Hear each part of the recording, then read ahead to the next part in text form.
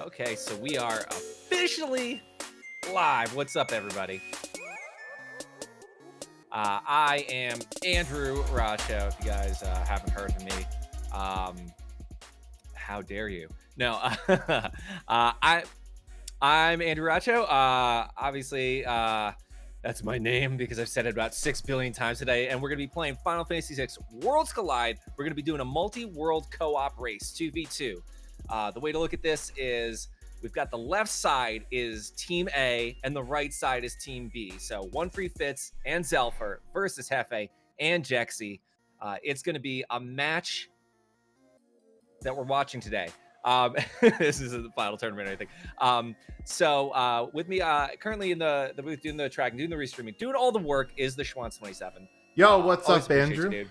Yeah, it's good to talk to you. It's been a bit, but I'm glad that you're hopping in to help me out here. And this is a special stream. I think this is the first time we're doing this live on Restream. So if it goes, tits up, as they say across the pond, my bad, my fault. But what are we looking at today? Well, basically, this is a co-op multi-world race, as Andrew mentioned, going back to the other screen. The team on the left, One Free Fitz and Zelfer, aka the Jets of Time Bros, will be going up against Hefe and Jexverox, the J team, as we'll call them. I don't know, we'll just make up fun team names as we go along and we'll interchange them as they please. So, as you can see on the screen, One Free Fitz and Hefe will be playing the same ROM, and Zelfer and Jexverox will be playing the same ROM, but they are different from the top team. Right, so taking a look at this graphic here, it's one seed, but with two ROMs and two different teams. So this will be interesting. So what else is going on here with co-op? Andrew, why don't you tell us about, some more details here? Exactly. So you got team left and team right are going to be competing against each other. Top team has ROM A and top team has ROM B. The thing that's going to happen is they're going to be sharing characters and espers between each other. So say Jexy goes to Doma Castle and finds Shadow for his teammates ROM, then that teammate's going to get Shadow, and basically they've got to help each other get everything that they possibly can get in order to hit the 6, the 9, and then go to Kefka and kick his butt for killing the world. Kefka did destroy the world. Yeah. Shadow did try. He did try to stop him. But, there was an attempt. Yeah. He didn't have a good shot, let's just say. No. Not at that point. The power of a god versus, throwing some knives, not going to necessarily, not going to help. His friends, depending on how you played it, may or may not have waited for him. So, good reward, Shadow. Yeah, so basically, as Andrew mentioned, we're kind of going to be doing Ultros League flags within this multi-world, which basically means that in order to unlock Final Kefka, let's see if somebody's looking at the objectives. Of course not, nobody is. But if we're looking at the objectives, we already know that we're going to get Terra, Shadow, and Strago as our starting party. So yeah, that will be the starting party for Team 1, or for Racer 1, and for Racer 2, the starting party is going to be Gao, Shadow, and Mog. So you notice that we have two Shadows, but they're not the same Shadows. So as Andrew mentioned, if One Free Fitz goes to Gao Manor, he may pick up a reward for Zelfer. He may pick up an Aura Lance for Zelfer, let's just say. So this will be really interesting. We have these little green text boxes on screen. That will actually tell us what the rewards are. They won't pop up in the text boxes in the game, and that's just due to the limitations of what we currently have in Archipelago Multiworld. This is still in beta, so we're still testing things out as we go along, but it's been a lot of fun. And 6 characters, 9 espers is our goal. Last thing, racers can talk to one another, and we are doing average time wins. So the only reason that comes into play is if, let's say, looking back here, if One Free Fitz finishes first, Hefe and Jexverox finish 2-3, and then Zelfer finishes 4, we're going to use an average time between the two teams. But if one team finishes first and third or first and second, then they're obviously going to win. So... And I think it's important to point out in this moment that almost West Coast time. It was 4:20. Currently 4:21. I digress. All right, so we're gonna get going with this race, and since the teams can talk to one another, we're gonna play just some Final Fantasy VI covers as music in the background for you guys instead of the game audio. We will every once in a while punch in and see what our teams are up to, see what their strategy is, and hear them talk a little bit, and that's when we'll have game audio. But unfortunately, because of the mixing and matching of having runners talk to one another, that's what's going to happen. So let me give them the good luck, have fun. And since they know what their starting characters are, I'm guessing they've already been talking to one another about an opening route. So where do you go first, Andrew, if you're fit, starting with Terra, Shadow, and Strago? Look, I mean, the obvious choice is always go sealed gate if you're starting with Terra, then come back and go do Welk and do all the other checks and stuff. That's like a good solid move. And Gao's house along the way. Here's what I would do. I would prioritize floating content, or not floating content. Actually, that is a good move. But the Fanatics Tower, because I'm a maniac and I hate myself. All right, so we've got everybody's getting their rows, putting everybody in the back row up top. We've started, guys, by the way. This is going to be interesting to see. This is going to be hell to track. Yeah. Good luck, man. All right, so first check, I think, is Fitz here for the top runners. He's going to Gal Manor, and he's going to get an offering. So that is his own offering. That is not another player's offering. If it was somebody else's offering, it would say that, it would get Archipelago, right? So you see Racer 1 is sent offering to Racer 1. So that basically means that, yeah, that is his own offering. So interesting stuff going on. The rest of our runners, however, are in Narsh, and the bottom runners, since they have Mog, can activate Lone Wolf, whereas Hefe does not have Mog, so he's not activating Lone Wolf here. So we've got basically our starting standard moves. Go get some items and don't rush into a boss. Be responsible. But I've seen already a Thunder Shield in South Figaro. I've seen an Ice Shield over in Narsh in Lone Wolf's cabin there. Some Dragoon Boots and a Merit Award over in South Figaro. So I would be selling some stuff to try and potentially get, you get the earrings, but yeah, of course. And a True Knight's a safe thing. But I would be getting those Dragoon Boots because I run this seed slow. Yeah, jump is a really fun command, and there's some dried meat for Zelfer. So both Zelfer and Jexvarok will get their dried meat for their Gao. So I'm anticipating that they'll be going to the Veld sooner before later here. Meanwhile, I think both of the top runners are just doing a little bit of shopping before they head into the Sealed Gate Cave. Let's see what the bottom team's Gal Manor is. And what's interesting is between the... Ooh. Yeah, that is a dragon horn. So yeah, if you get the Dragoon Boots, you got yourself a horn as well.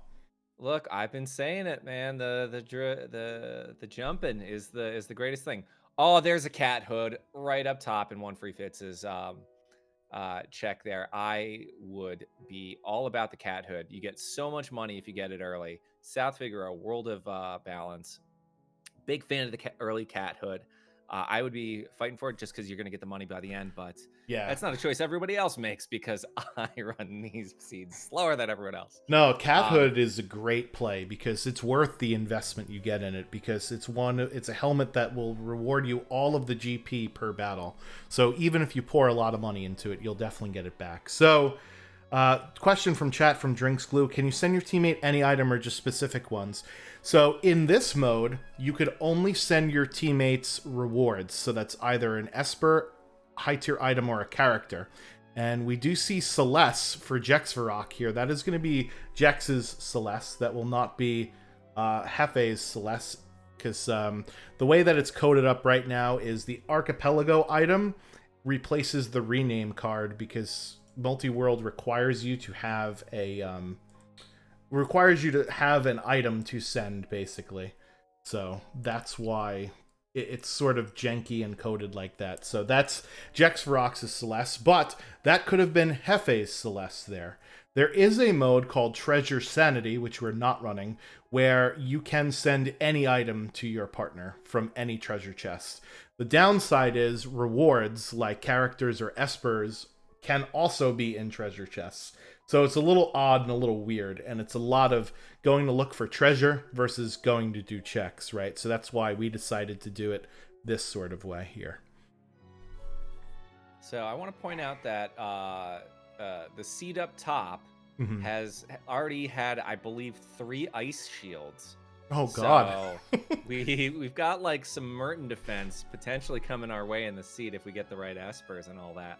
So the upper seed, these guys are kind of just going back and forth. Sealed gate's obviously a really good check. There were 2 ice shields in there, so that's gonna be is there gonna be a Siegfried fight?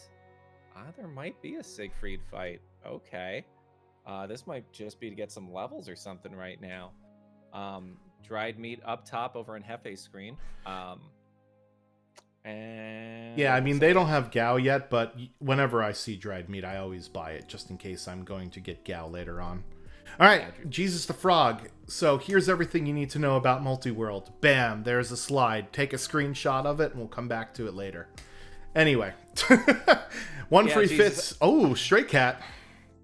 Jesus, I'll give it to you in the real quick. Left side versus right side.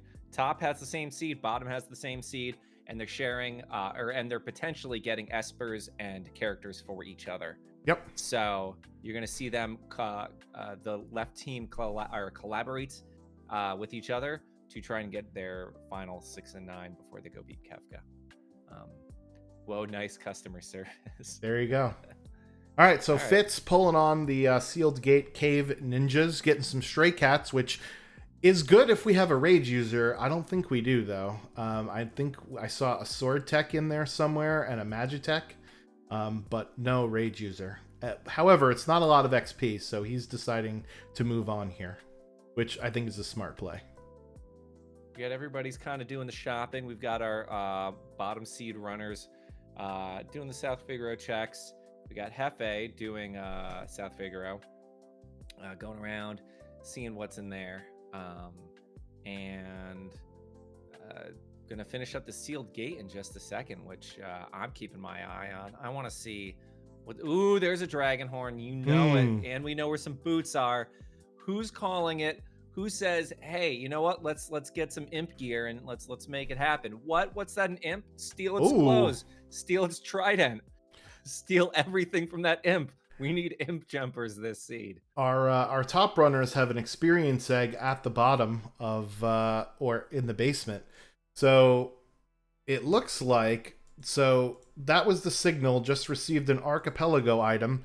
So looking at the tracker, one free Fitz sent a Genji helmet over to Zelfer. He'll be thrilled about that. No, he won't. It's a terrible helmet. Genji helmet is the best thing that you want to put your nachos in when you are having a Super Bowl party, or you want to sell it and get some money because it's like okay at best, you know. I don't know, like it's definitely like an RC cola when you have the option. Oh, don't Pepsi, you blaspheme the R. Well, okay, I do like Pepsi, but RC don't hate on the RC cola. So look, yeah, again, so RC Cola is not bad, but you know when you got a Pepsi, you're probably gonna want to go for the Pepsi. When you want the creme de la creme. So that's how rewards for another player will show up on screen, right? It says that you've received Archipelago item, and you have to check the log. And in this case, we could see that Racer 1, who's Fitz, sent the Genji helmet over there. So I don't know if there are plans in the future of making the text show up on the screen to say what is what. But we did get a South Figaro basement check, and that was fixed dice over to the other racer. So we've got Dragon Horn, right? We got maybe some boots. So we've also got some fixed dice for our bottom runners as well from our top runners, which is nice. And if you guys know my love of jumping, fixed dice jumping can be a little interesting at times, but Atma weapon as well. It's an Illumina. We got an Illumina in T-Zen. It looks like World of Balance. There's gonna Jet Seed. Drinksglue saying that there are eggs that have been seen. Yeah. So in the South Figaro basement, Hefe picked up an experience egg. So Fitz will probably get that, or he did get that, right? Because he sent the fixed dice. So he was down in the basement at some point. So this is going to be an interesting seed so far. Oh, Got wow. Atma's, fixed dice. We're going to have some really good end game play here. I want to see some offering Atmo since we've kind of seen both, but I don't know if they've been within the same seeds. I would love to see offering Atma used at the very end. All That's right. my So wish. I'm sorry. You're fine. Yeah. So Zelfer to Zen Thief was $3,900, and it was Maduin for 1 free Fitz. So Fitz got an Esper and you didn't have to do anything for it. Congratulations, Fitz. Yeah. So we put that up on the stream, and that's that. And I think Tara's going to be happy to be reunited with her dad, even for a moment, because, we all know what happens at the end of the game. Shh. What Spoiler alert. With the Espers. They don't stick around. They don't much go like the same Tara's way dad. As Shadow. Much like Realm's dad. Oh, wow. Shadow, worst dad of the game. Yeah. It's interesting because everybody has has Shadow, right, in this seed. Except for Realm. Aww. All right, so Hefe's gonna make his way to the end of the sealed gate cave. Gonna get that. What did you call the Genji helmet? A good popcorn bowl. A good place to put your nachos. There you go. I feel like the Genji helmet should be served at like an AMC, where they have the big comfy chairs and the recliners, and they come by and they give you the food service. Just get some really low quality tater tots in a Genji helmet. Like that's all. The dine-in movies are great. Yeah, they are. I usually don't order food, but like the chairs there are so worth it. Yeah. Like imagine watching this in like an AMC with you and your friends. Another dragon horn. Yeah. Yeah, so I think the seed is really telling our runners, let's go with the jumping item there. Guys, I got a serious question for you while we're all retracing each other's steps, and we might be potentially doing some Tamazi here in the lower corner, where there's ice rods and thunder rods for purchase if they got the cat hood and could be whatever. Yeah. Anyway, just saying, I love cat hood. Gotta love it. The television show The Bachelor just wrapped last night. Not going to spoil it for anybody, but if we were to have a bachelorette in this world and the potential suitors of the other gender, who let's say Tara was the bachelorette, who would we want being her first choice within the game? Bachelor matchmaking here. I'm going with Cyan. I think he needs a rebound. Jeez. Zelfer did find a Valiant Knife, by the way, in Thamasa, so we'll see if he finds somebody who could use it. Yeah, I don't know. Like, Cyan seems a bit too old for Terra. Isn't Terra, like, supposed to be, like, 18 or 19? Cyan is, like, super old. I mean, not Strago old, but old. So maybe it is a little, like... because we all know, like, Salas and Locke, they're shipped. Yeah, yeah. Everybody else is, like... Sabin, Edgar. Whew. Another egg. Egg City. Maybe Edgar. Edgar is too much of a ladies' man. I think that relationship's doomed to fail. Tara is Edgar in mom can't mode. Edgar can't keep it together. Remember, this is the end of the world. He did kind of like buckle down when he became Gerard. So yeah, that's true. And Tara is in mom mode. We know that. Yeah, I don't know who it would be, like, because I guess I might still stick with Cyan. Sabin's probably a good match for Tara. I don't know if Sabin wants to be a dad, but we'll see how that goes. Here's my thought on that. Sabin's just gonna be like, I'm trying to go to the gym, like, can I bring the kid with me? No, what do you mean I can't bring the kid? This is, what? I thought, like, being in a relationship was gonna be fun. Now it's just a lot of work. I think that's where Sabin's gonna be. I think Sabin and Umara would ship better. All right. That's just my We personal are thought. Anyway, anyway. to the game. Yeah, so another Esper from To Zen Thief. This time it's for Racer 1 again. So both To Zen Thief rewards are Espers for our top runner. This time Fitz getting in the World of Ruin. And Fitz has Zelfer's in the really Serpent been- Trench. Yeah. It's going right for that cat hood too. So Fitz has been doing a lot of item hunting lately, trying to find a couple of good things to really give Fitz the old yes, cat hood. Thank you. Oh Ooh. my gosh. We have Leet River, guys. Yes. Let's get some Leet River hype. Yes. This is great because remember, this is a heads up basically race. It's you're 1v1ing one racer on the other team, right? So Hefe is thinking Fitz is not going to do Leet River. If I do Leet River and it's something great either for myself or maybe even for my teammate, I'm hoping that the other racer doesn't get it. And we got some froggies for Zelfer. These are some great GP. Talk about cat hood. Whew. Let me raking the dough here. Yeah. I think it was Fitz who got the cat hood. It wasn't Zelfer. So if Zelfer did have that cat hood, that would be as Vince Vaughn and Swingers would say, the money. However, I'm curious to see because we got Zelfer and Jexy running the same seed. They're doing the same checks. They're kind of on even playing ground. However, Fitz and Hefe have been kind of they followed each other's steps a little bit, but they've started to diverge at this point. Obviously, Leet River is one thing. Fitz hasn't jumped into Floating Continent, which could be a good run. In fact, nobody's done Floating Continent. No. It is available to all of our runners because everybody's got Shadow. And it's a pretty good early check because you get all those fights. It builds you up enough to do the whole thing. You could get potentially stuck, but whatever. No gambling, no risk, no reward, as they say. We've got my favorite is scared money don't make money. That's but that's usually for a casino. Anyway, go ahead. We got best FF couple is Vivi and Quinoa from 9, which I could do that. I know it's not quinoa, but I called the character Quinoa every second I played that game. She's a delicious rice alternative.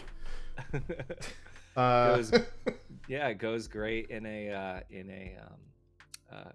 delicious food. By the way, there's a video of David Lynch making quinoa on the internet. I just want to point that out. This exists. Is Fitz going to do Leet? No. Oh, we got wow. We get a double Leet treat. Why? What? There's Floating Continent. They've got to be gambling. They got to be like trying to make some big plays against each other. They're trying to outsmart one another. So it looks like Zelfer's got an Esper for Zelfer on that. It's Zone Seek, which big fan of Zone Seek for the final battle. If you don't have mute and you want a little bit of extra help, you get a little shell there, so that way the stuff doesn't hurt so bad. Not too bad. Nothing terribly of importance in Nakia, but Merton. Yes, there's Merton. Well, you said it. There's ice shields all over the place, but that's for runner 1, isn't it? So that's I believe kind of unfortunate. Speaking of unfortunate, Arusta is here. What's going on, Arusta? How you doing?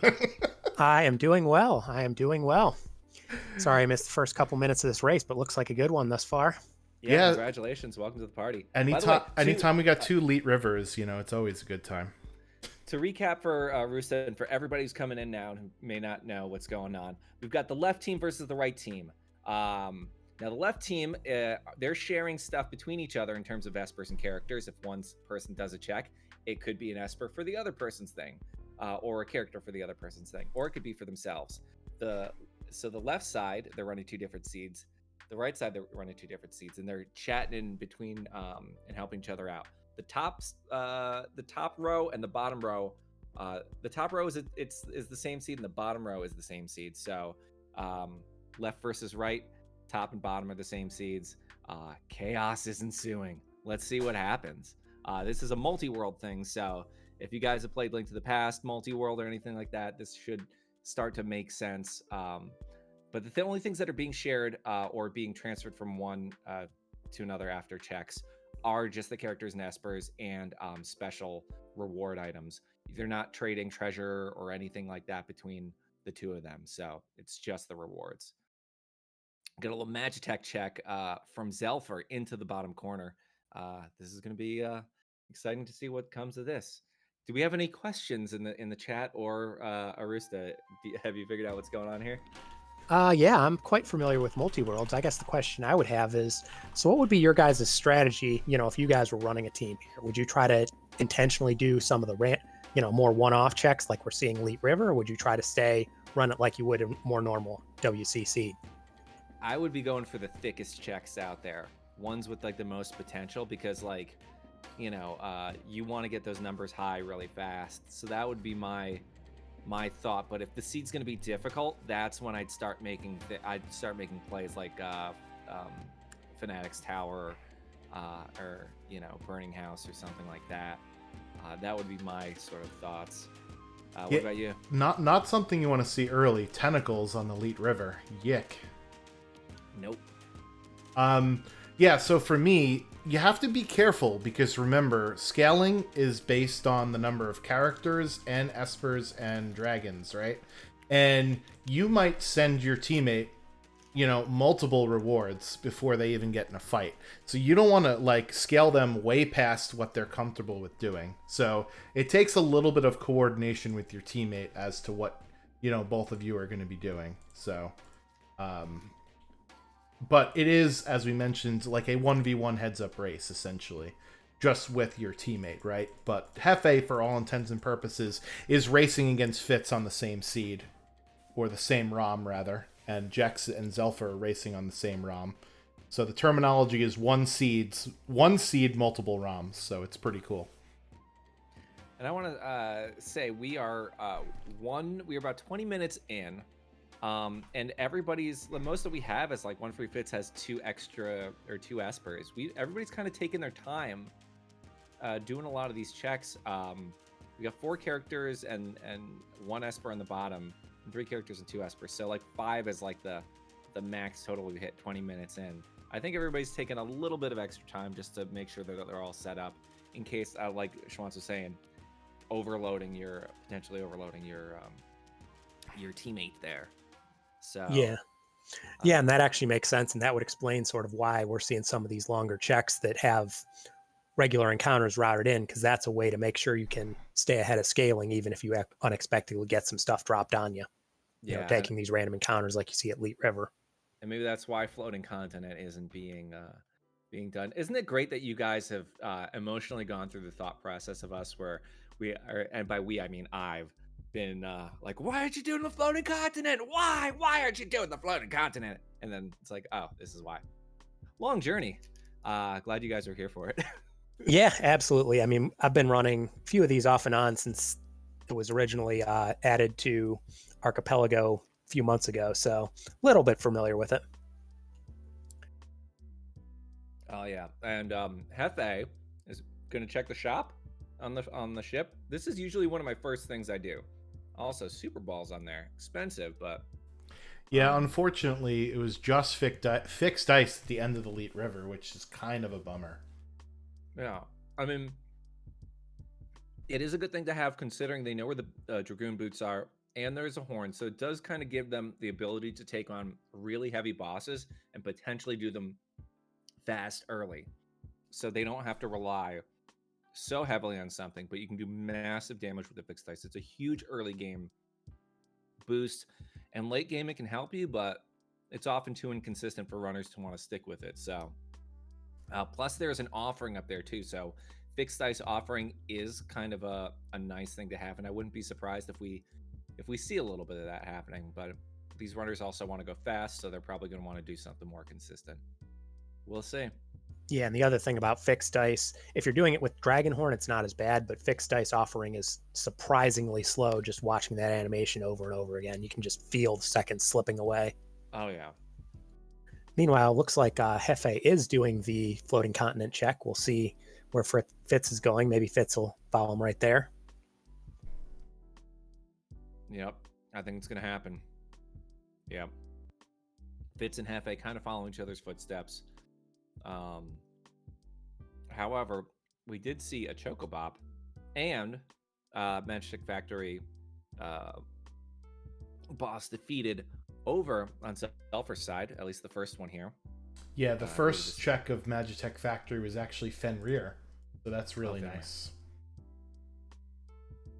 And we got an Archipelago. Oh, that's your offering right there for your fixed dice from the Leet River. All right, so we've got some really good combat here. So combat's really not going to be that big of a problem here for our runners at this point. I think they'll be finding that throughout the seed. Now it's just a matter of what's going to help them go quick with that combat. We know they have Merton in the bottom, but they've got physical and also that's going to be really good in case they come across a Magimaster or anything. One Free Fitz is having a little bit of a slow time here, fighting all these IOs, which we know are, give one of the best rages, but also are just really slow to fight. However, doing that 2,500 near fire damage on that, ooh, is that moist? We got tunnel armor on the free fall here. Should be pretty easy fight. I don't think with Bolt 2, everybody's gonna be fine on this. Yeah, and Zelfer wisely using the smoke bomb to get away from Retainer as fast as possible. That is one of the nastiest regular enemy fights in the entire game. Retainers are just murderous. Yeah, what they can do is cast Trade Off, and that basically just kills characters, and that really slows you down. A little Zombone fight. Gotta love when you see those undead dragons, and you're just like, ooh, insta-kill with the Revivify. And it's usually a lot of numbers on your side. We got Jexy chasing Zelfer on the Magitech Factory. Fitz chasing Hefe on the Floating Continent. So we're going to be seeing a lot of repeat stuff. Zelfer's in the lead in terms of that check on their side, and Hefe up top in the lead on their side. Oh, there's some Gigantos fights right from the checking the monster in a box for an additional offering. Oh, the dog comes out. The dog. And that is very nice. The Gigantos fight, for those who aren't aware, is the highest individual XP regular enemy in the game, I believe. So this is a great way you're going to see Hefe's levels just shoot up. Yep. And that is with the EXP eggs. Looking at that already, Terra's over at 26 while that. Oh, and Merton was just learned by Strago. So, everyone's going to start looking at like, well, what do I have to offer in terms of, or what can we do in terms of fire defense here? We know there's a lot of ice shields up top, so I think Merton might be making a little bit of a play here. You know what's interesting? The reward for Floating Continent #1, you know how it's always a Esper item or Esper or character. In multi-world, that's not necessarily the case. So it's a very rare instance of having Floating Continent 1 being a dead check, that being the gem box. So a lot of dead checks early here in this race. That'll mean our runners are going to get pretty high levels. So that whole, like, you might accidentally upscale your teammate, I don't think we're going to have to worry about that as much in this race here. This is rough. The Zelfer just got to the Another end. dead check. Saw a Snow Muffler. Now, Snow Muffler is one of the best defensive items in the game because it basically nothing's going to hurt you, but you don't want to do all that traveling just for a Snow Muffler. It's brutal. We'll see if Jexy bails out after the second fight and maybe saves himself a little bit of time, but we'll see. We got a little Chocobop going over on Zelfer's side. This Vargas fight's gonna be super easy, I think. Got Larry, Moe, and Curly up on the Floating Continent. Guys, I had a fun thing happen to me with Larry, Moe, and Curly the other day. We went for drinks and it was fun. No, I X-zoned the blue character. The red one life 3'd it, or life 2'd it. It didn't come back, and I basically like soft locked myself out of that fight, and it was pretty terrible. Lost myself a lot of time on that run. Anyway, those are stories from Andrew. How are you guys doing? We're good. I've never had that happen, so it was interesting. I mean, I usually just do similar to what we're seeing from Hefe here, is just use the elemental magic to deal with their color coded pants that indicate what they use. Yeah, it is always the safe choice. And let's see what we got, because we're gonna get a reward here. What do we got? What do we got? It's an item, and it Oh, was an Atma weapon. no, the check was Atma weapon. The reward was Terra. Oh, the reward was sent Terra. Okay, gotcha. Okay. So now Jexy has Terra. I mean, not in the party because she doesn't automatically appear. He's going to have to go back to the airship to go get her. But he could at least start doing Terra checks whenever he decides now, which is pretty neat. Yeah, and that means a check towards Sealed Gate, means Welk. It means they can get rid of Gao, which will be a wonderful thing. Anytime. I think Gao has lore, right? Lore and morph. So yeah. So unless the lore, unless you've got the economizer lore grand train going, usually that it's not that essential. Rare do I ever find myself keeping lore unless I've got like everything. Rare do I ever find myself using anything other than grand train either or Quasar. Arrow is quite good. I mean, I believe it's like a tier 2.5 spell. So it's very good for most of the game. It sort of tails off right at the end, but it's something that can carry you through the game if you get desperate. So that's another one worth knowing about. Oh, that's good to know. It's one I tend to ignore, so maybe I should probably use lore more. But it's also like, it also can be one of those things, much like dance, where dance can be so helpful, but when it comes to other stuff, it doesn't always help. Oh, give it to me, Daddy. We've got Daddy Luma. Big Daddy. Can we get some give it to me daddies in chat? All coming in with that sidekick. yeah, Dadaluma is not going to be much of a problem here. If he's much higher levels, he actually caught me with a hyperdrive in a seed the other day, and I was like, okay, all right, Dadaluma not playing around. I want a button for my my thing that plays the sound "Give It to Me, Daddy" every time Daddy Luma comes up. Just like everybody in chat being like, no, that is a hilarious thing. My chat at one point was just like, "What are you talking about? Why did you just scream that?" I'm like, "The guy with the red pants. It's the guy with the red pants. You got to say it when he's out there, Jeremy." I'm sorry. So it's another character for Racer 2 at the end of the floating continent, the Yeti. Oh, you know how I feel about Umaro. Actually, you guys don't, because we haven't probably talked too much. Umaro's okay. Umaro can be really helpful if you get him early and you get him like V-Knife or item. Okay. So we don't really know what's going on in Moblus here. But it's something for Jex, though. He knows that it's something. We just don't know what it is. Yeah. Yeah, and that's one thing to note that's worth noting about these multi-worlds is you get, like it just says, a lot of times it will just say Archipelago item, which doesn't really help you. So a lot of times in Worlds Collide, naturally you'd go with and say, oh, well, peekable checks, you want to prioritize them, but they lose a lot of value since you don't really know what you're dealing with. Yeah, and and he's making some choices, by the way. Did Hefe just bail from Moblus without doing it? yeah, he might come back later, knowing that Okay. it's something. Yeah, and I would think maybe that might be because if you look at the numbers, Jexy already has 6 characters and is a little ahead on Espers too. So it might be something where Hefe's like, well, my partner is more likely to hit go mode before I do. Let's bail, and I know it's there if we get desperate. Good call. Very good call. So we're going in the Cave of the Belt now. Let's see Another character. The monster in the box fight is going. It's going to happen. And we So- got Pugs. So floating continent 1 is Edgar. So we got 7 characters already. So Zelfer is probably thinking about Skip right now. Yeah. Yeah. Is So I'm Kefka sorry. Skip in. Okay. Yeah, it's 9 characters or 12 espers in this particular case. So it's the same as Ultra Sleek settings.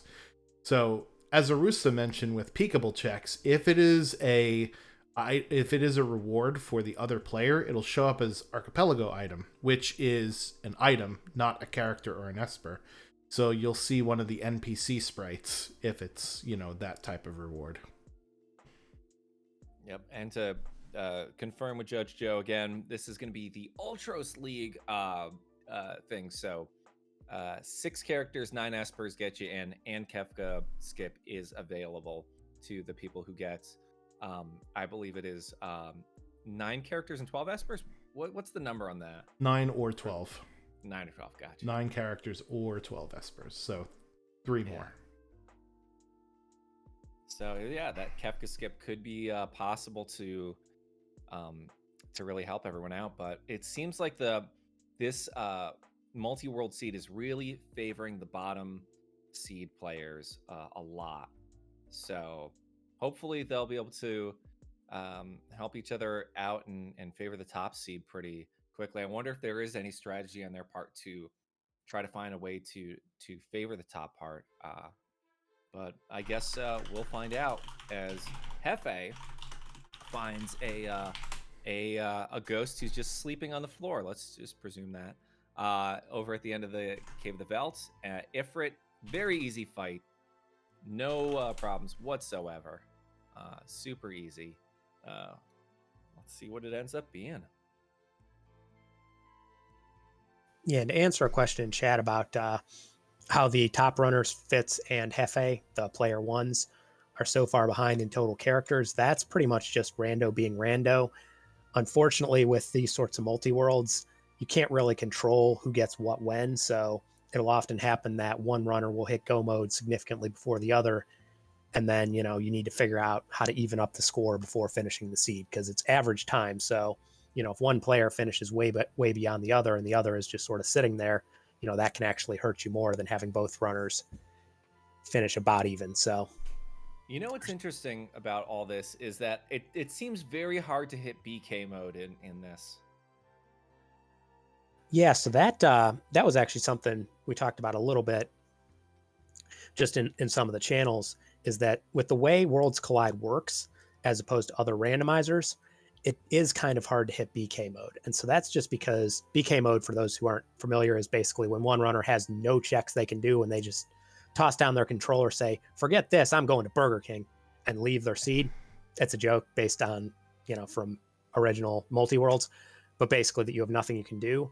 And so for something like Link to the Past, it's much easier because, there's something, Moon Pearl shuts down basically half the checks in the world. If you don't find Moon Pearl, you can't do them. So, if you're waiting on that, it's very easy to get stuck and say, hey, can you get me my Moon Pearl? I'd kind of like to play the game sometime.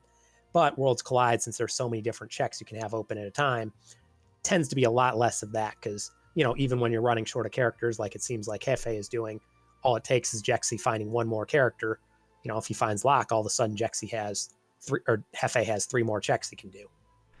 The other interesting thing is dragons count as checks, right? So Hefe is doing Opera House Dragon. He can get anything from this check, right? So not only, as you mentioned, are there less like gated checks, there's even less than you think there are because all of the dragons count as checks as well. So that's why, we are seeing a lot of dead checks here, and we're also seeing, unfortunately, some overload for our bottom runners here. Guys, I just want to point out there is a spicy chicken up in the top corner. Get the emotes out. Get them out. Toss them out if you got them. Hit the little green button or the little thing and get your free spicy chicken emote. You click on the little rewards. You click on choose an emote, and I'm going to get the spicy chicken. Unlock it for 480 points. Share your emote. It is shared. Feel free to follow along if you so desire as well. Drew,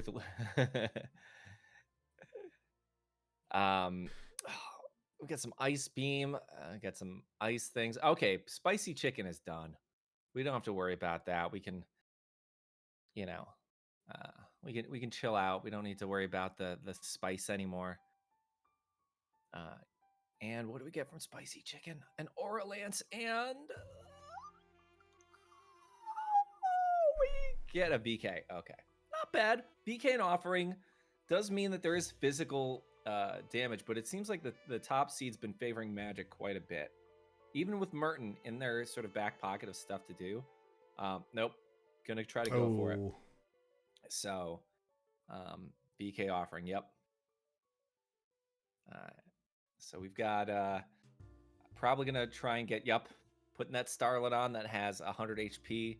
So Shadow is gonna try to go for a high HP thing here, and with as much time as we have, I wouldn't be surprised to see 1-3-Fits start taking dragon checks just for the EXP. So we've got Terra in Jexy's side with an apple weapon right now. Moist. Okay. yeah. I did see Hefe dip into the Coliseum. I didn't see exactly what he wanted to get because, unfortunately, So he died. found a leather hat being traded for a Thunder Shield, which is a great Ooh, trade. Thunder yeah. Shields are very nice, especially since I believe he has Merton. Unfortunately, the enemy who had it was one of the enemy's undead who can cast zombies. So while it would be a nice fight if you can control your character and just toss a Revivify, he just got zombied, and that was that. Wow. I just want to point out Fitz sold off an offering and 2 fixed dice for 2 Illuminas. Not a bad trade considering everybody's using magic right now, but is trying to really overload with the Illumina stuff right now. Yeah, sell that Force Armor. Nobody needs it. There we go.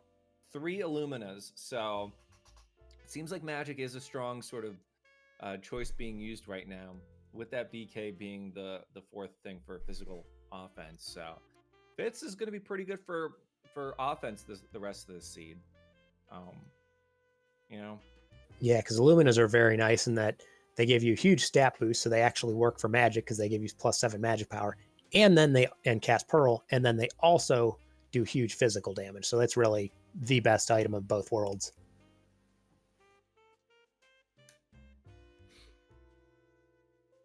guys, if we were to cast the cast of Final Fantasy VI in Bachelor in Paradise, which 3 characters would you most likely want to see in Paradise?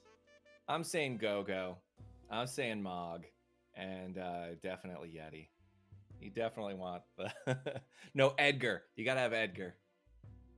That would mix things up a little bit. One of the things I I don't really really have an opinion on that, but I was just real quick, and then Swans can answer his stuff.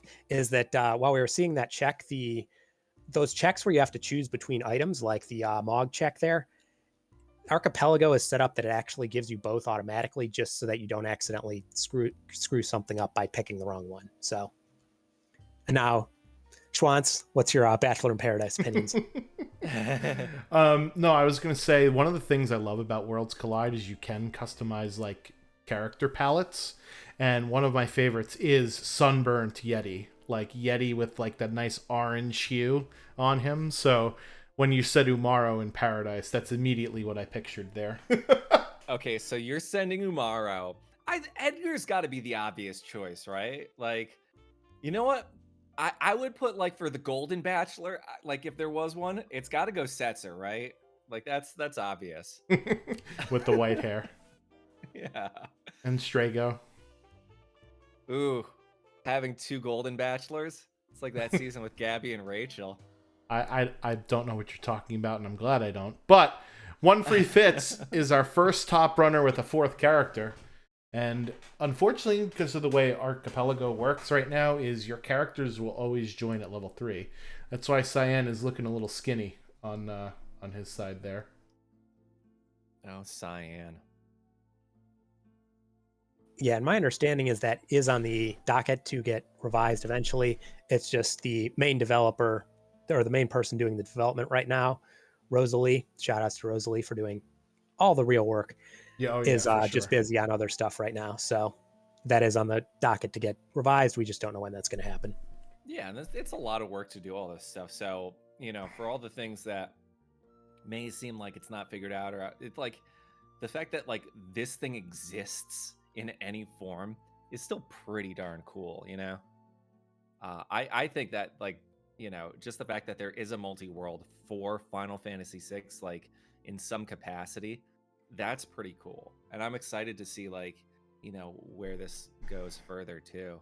Um, Speaking of which, if you guys are big fans of the Final Fantasy VI game and you like doing the uh, the randomizer, the worlds collide, if you guys are enjoying it, be sure to join our Discord. If you guys are new to this and you're like, what's going on? It's a bunch of people racing and having a good time. Really nice community. Everybody's super helpful.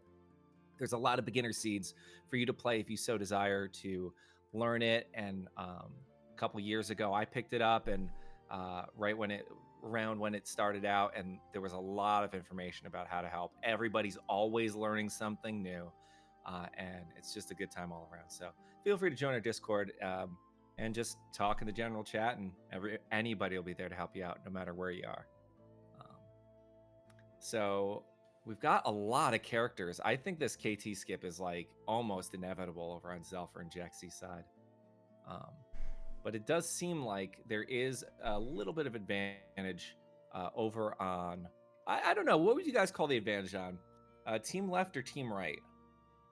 I would say the advantage is probably on team left, Fitzy and Zelfer. And that's primarily just because even though the numbers are a little lower right now, I think with those Illuminas and what we've seen from Zelfer's attacks as well, it seems like they're going to cut through checks a lot faster. Seems like they do more damage than what right side is doing right now. And I think it is good to point out, like, all the power or all the focus is put on Celis for the seed, and Celis just did 4,000 Atma weapon damage, so that's already pretty huge. So I just want to point that out. I thought it was cool. Yeah, what's also interesting is, and maybe this will be feedback that we'll have to tweak for a future seed, right, is because of the fact that there are so many, dead checks, you could very easily get them. So maybe we'd have to lower the requirements. Racers are also, like, getting a lot of levels, right? Other than the people that just join at your party 3, Fitz's characters are in the mid-20s, and he is not really close to having Kefka unlock. And I think Zelfers are in the 30s, and he's a little bit closer, but not by much, Yeah. I gotta point out the Esper counts are a little bit low overall for generally where this kind of stuff is, but I mean, not for me. When I'm running a seed, I'm super low on all this stuff because I'm slow. But for these guys who typically run really fast, right around now is when we'd start seeing people coming close to completing. But yeah, there have been a lot of dead checks, a low Esper number that we've been seeing. Also, did you guys see that fire beam for 9999? That's beautiful, glorious. Yeah, absolutely. Tritok is very, very weak to fire. Works really well. And Zelfer actually just unlocked Skip on their side. And to respond to sponsored censor in the chat, no, I think we're good. Sorry, no bots. Oh, it's Gao up at the top of the Zozo, who's got health there, and it seems like Fitz, for the health, is gonna swap out Gao and Cyan there. So we'll see what happens. That's interesting because Gao's 2 commands are sketch and health, so doesn't have a whole lot of offense.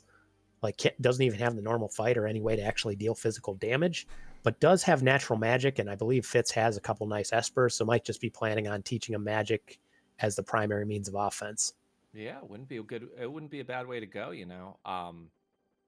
Just also having health at all, if you don't have any, is kind of a nice thing. So if there was a gem box, which I believe was, no, you wouldn't be able to do that with health.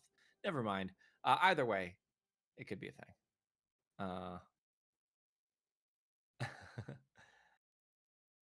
So yeah, right now it's we've got a Kefka skip over on Zelfer's side.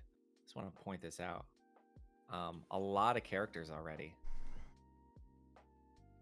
Yeah, and that's actually nice as long as Zelfer is not the first one into Kefka's tower, and that's just because so the individual with the way the checks count, I believe Toilet Atma counts as a check. The dragons count as checks. So, it's for as long as Fitz gets to go mode before Zelfer, based on just overworld checks, you're fine. But you really don't want to have to jump in and then do those just to bail out and use skip later. It's a little less efficient than what you'd hope.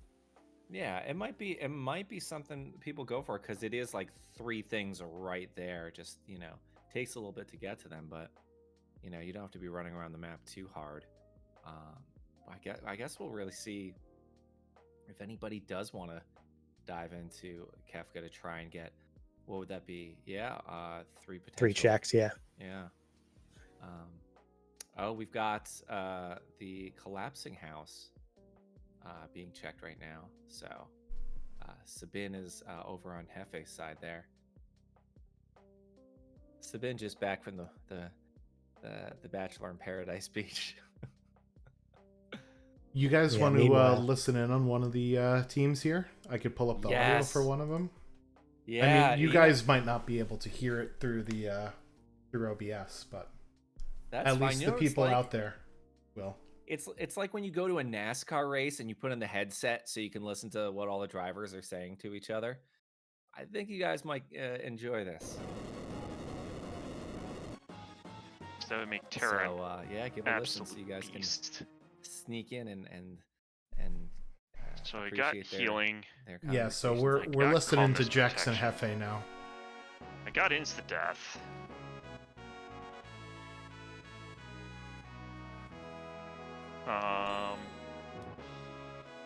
Since you're at Rag. Weapon? Yep, sword. Yeah, with 2 checks here in the ancient castle, this is a really good move over by Jaxie. That is tempting. Actually, no, we will keep you with the Atma weapon. Oh. I have to do the fight first. And we also got a behemoth. Behemoth suit on you. Alright, let's see. Oh, looks like I got my own sneak Sabin. A little listen over on the stream here.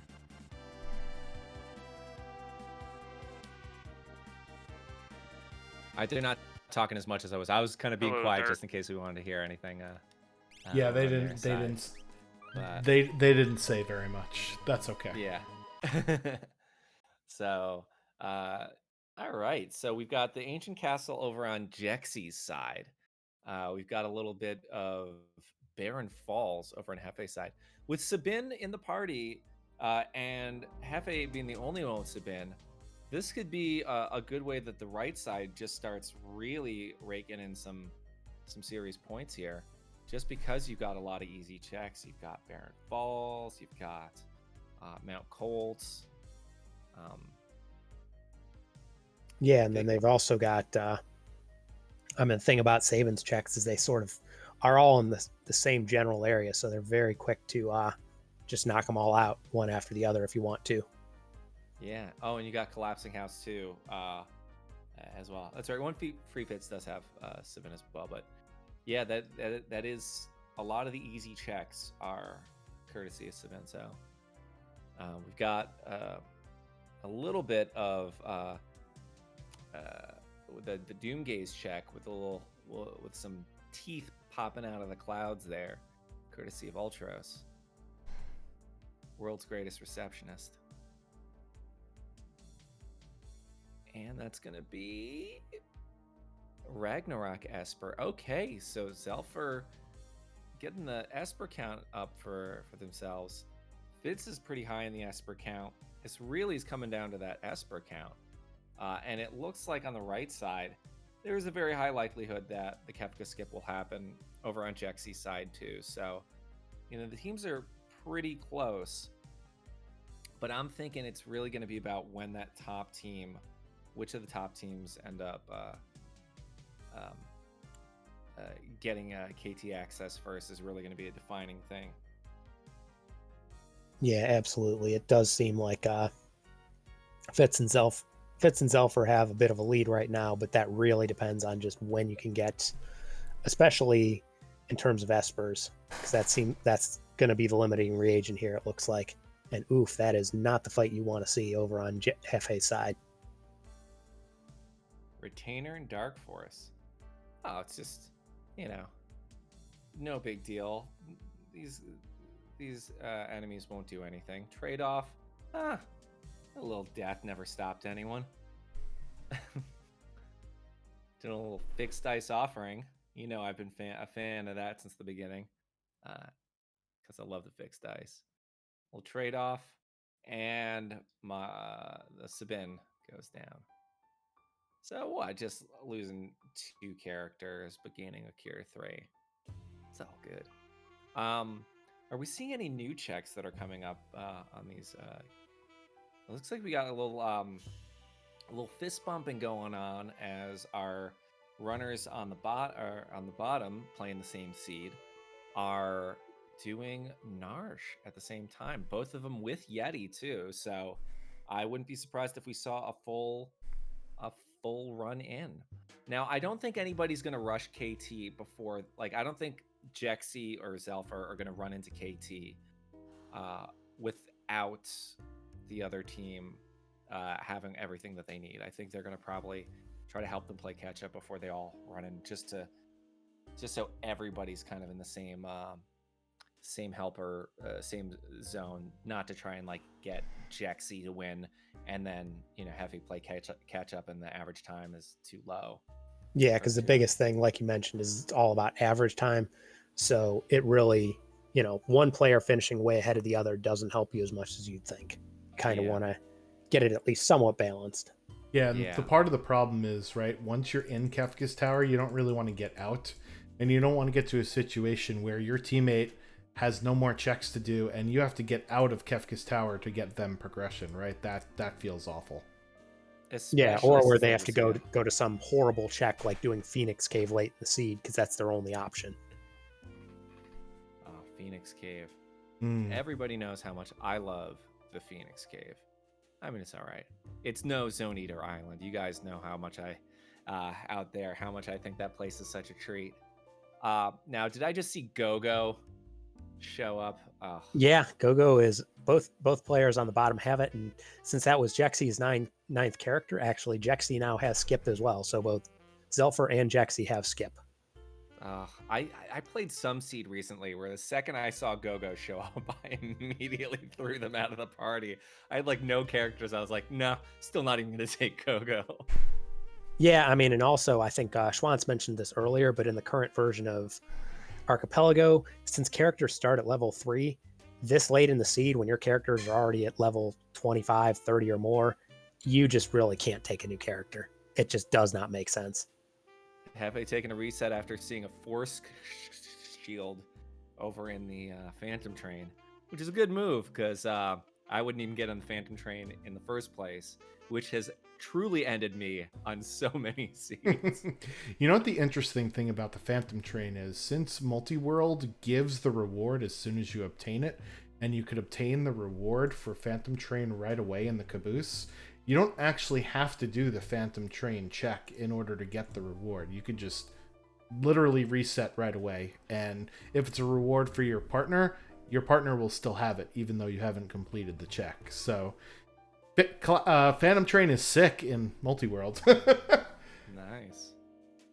That's just one of the weird quirks about how, you know, Archipelago works, where if somebody dies, you know, that doesn't really terribly impact it as much. Yeah. So Fitz has Cyan, and you know the Doma, the Cyan checks are all fairly quick. They're all really lucrative too. You got the dragon and the free item up here, and then Doma Dream, of course, as well, giving you just one after another. So I wouldn't be surprised if we saw the Doma Dream happening pretty soon over on Fitz's side. Yeah, I would certainly agree because Doma Dream is one of those checks. Since once you start it, you're basically committed to going all the way through. It's one of those checks that you don't want to leave for last because you don't want to get what you need in the first thing and be like, well, I guess I have to sit through the rest of the dream for nothing. You know, it'd be pretty nice to see right now. Zelfer and Fitz both have Cyan. Zelfer just got Cyan from the Stormdurgan, and I would love to see both of them do the Doma Dream right now. That would be so moist. Now, what's been kind of a bummer that we haven't seen is Lock, because getting that what do you call it, the thing with the thing, the Paladin shield would have been so easy this entire seed because they're taking on so many battles. But we haven't seen Lock yet, so we've got Fitz is really close to having final Kefka access, just a character away, but Zelfer does need those Espers, so we'll see.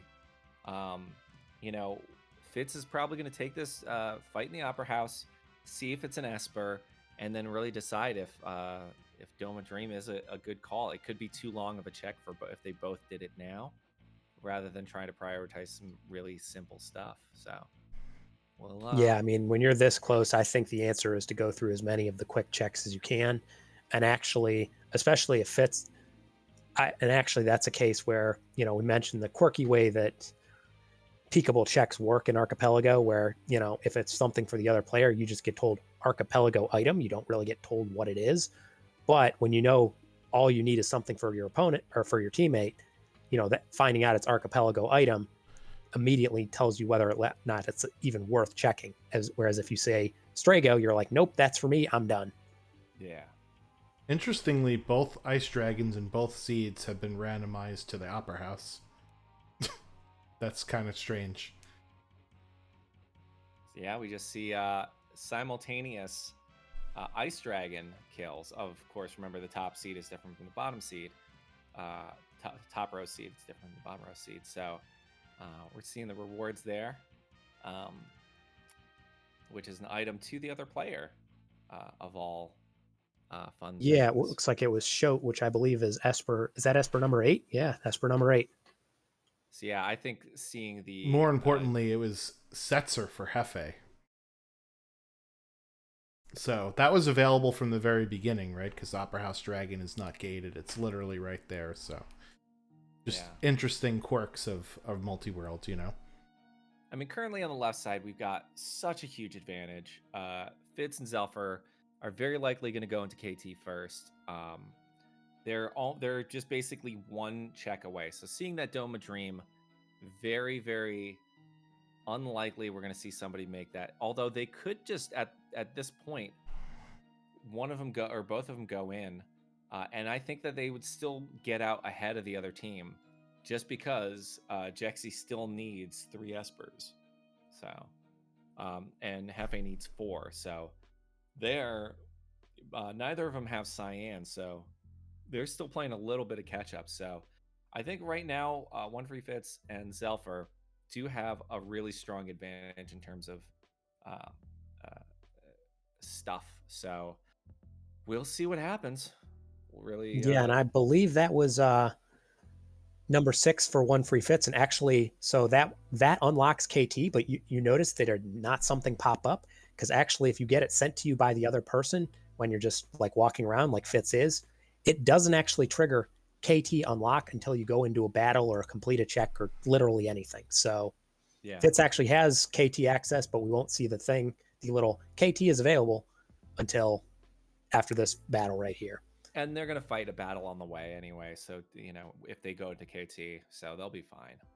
Yeah, that's the case where that can really be kind of a pain that we actually found out is that, like, if you're doing something like an async or something where you're almost done and you just go up to Kefka's tower and then someone completes it while you're sitting up there, you actually need to take a random encounter in Kefka's tower if you've already finished the statues, just to have the game recognize that, hey, you're ready to kill Kefka. Yeah. I think we're about to see, since both of them now have Kefka Tower unlocked, we're about to see One Free Fits and Zelfer basically just decimate this entire seed. They are so far ahead of the game right now. And this is, you know, shows you how challenging this can be. A couple right checks can really jettison you, or it could, you know, potentially, you know, hold you back in some way or other. We saw that Cyan just giving him the really easy progression with both Storm Dragon and the check at the end paying off. So, you know, we're seeing them enter KT fast, all from finding, I think, largely from finding Cyan. But we'll see what happens. Zelfer's going to go in and do the skip first. Going to leave the Yeti behind. Thinking about it. Yep, leaving the Yeti behind. Yeti doesn't stay. Yeah, I mean Zelfer Celis has like 5,000 HP and was doing like 6,500 damage a swing. Yep. So Zelfer doesn't really need more physical damage, and unfortunately, this late in the seed, when you don't know what bosses you might run into in the statues, there are several bosses where Umaru's auto berserk just really, really hurts you. So makes good sense to leave him. Yeah, it'll slow you down if it's Rex Soul. If it's Chatternook, it'll end up like attacking. If it's Goddess, what we've already seen, but Goddess can end up casting Love Token, and that could be problematic.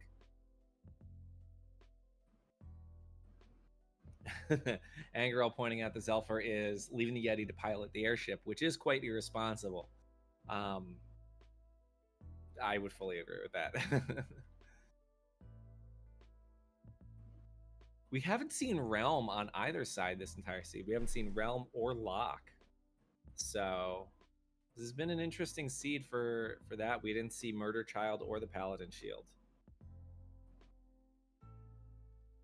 But I don't think we've seen Daryl's Tomb. So Hefe might end up finding something we haven't seen before. Validation chest, run validated.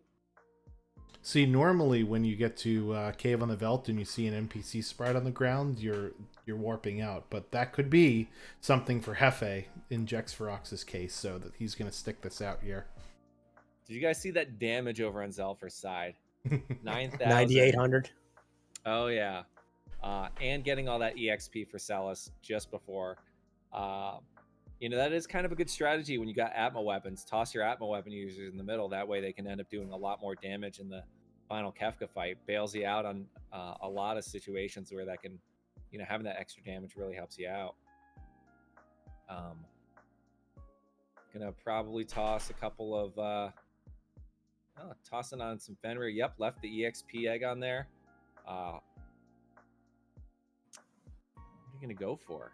All right, gonna put the Zephyr Cape on Celis, which I'm a big fan of. The Zephyr Cape gives you a little bit of extra evade, right, for the final fight. So yeah, and I mean with 7,000 HP, it's not really like there's a whole lot else you need to do. Yeah, that's insane. Getting a little bit extra too, because you don't want your Atma user to get hit. That's the big thing too. You don't want them losing health, because then that means less damage. So a little bit of evade helps. All right, we're going on Ultros over on Zelfer's second statue here. Easy fight. Gonna bolt to this. Just using the magic. Hefe getting throw lock out of Daryl's Tomb. All right. Does that mean right? Yep. Ragnarok. Sorry, it's my Ragnarok sneeze. Yeah, this makes You're a lot allergic of to sense big swords?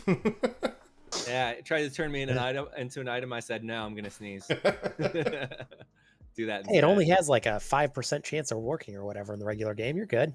Yeah. Ooh, let's see what's here. What is here? Alexander or an Archipelago item? Yeah, you'll note that if you see the colored box where it sent both Bismarck and Alexander, because again, when there's those choice checks, Archipelago gives you both immediately, just because otherwise it's possible to pick the wrong one and cause major trouble. So Jexine is now all caught up, and Hefe was just about to go might have potentially been thinking Welk, get that second thing for Jexy, but it's not essential. It's not important. Gonna go get the tunnel armor check, which is gonna be super easy. And all they're waiting on right now is just these extra 2 espers for Hefe. And once those are done, they'll be in KT. So we'll I guess we're gonna go see Jexy is gonna stick around, not dive in KT. However, here's one possibility that could help them out. They find that other character for Hefe, and that allows Hefe to skip KT, potentially making things a little bit closer. Zelfer in a little bit of trouble here. Goner from Goddess. I think this is a wipe. Yep. That's This a gives, reset. Yeah, gives the because team a little Goner bit. Goddess also did a couple gigavolts back to back and just wiped most of that party.